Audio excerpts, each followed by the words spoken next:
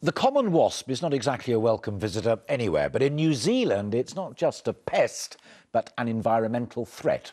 Introduced into the country accidentally more than 6 decades ago, they have taken hold, killing native insects and devastating crops. In search for a way of keeping the uninvited guests at bay, researchers have travelled the thousands of miles to the UK. For most of us, wasp nests are something definitely best avoided. But Dr. Bob Brown isn't most of us. There's the top. He's a New Zealand-based scientist who's come all the way to the UK with the express purpose of tracking down and then digging up British wasps' nests. Things are going to get a bit more exciting. As soon as the nest realises it's under threat, the worker wasps release alarm pheromones that send the rest into attack mode. We've taped up the sleeves and ankles of our protective suits for a reason. So you may well be wondering who in their right mind would dig up a nest with 10,000 angry wasps in it. But these researchers reassure me what's in these nests is definitely worth the risk. And this is what they're after. At the centre of your screen, a wriggling wasp parasite.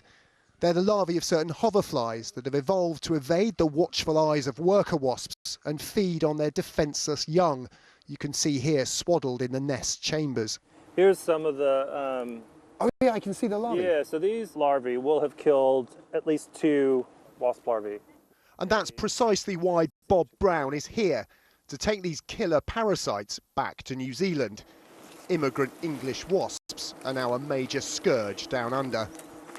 Throughout summer, wasps are a serious pest for punters. The 2 main species of English wasp were introduced by accident in the 1940s.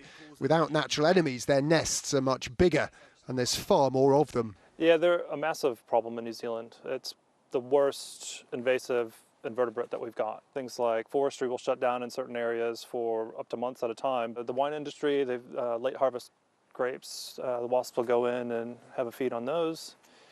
But to me, the biggest problem is what they're doing with the native ecosystems. They're a threat to rare New Zealand insects like the weta and the country's indigenous birds.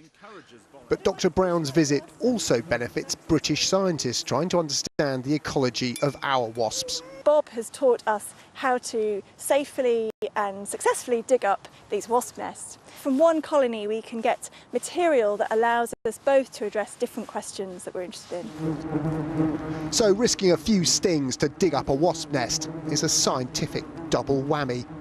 Just don't try this at home. Tom Clark, News at 10.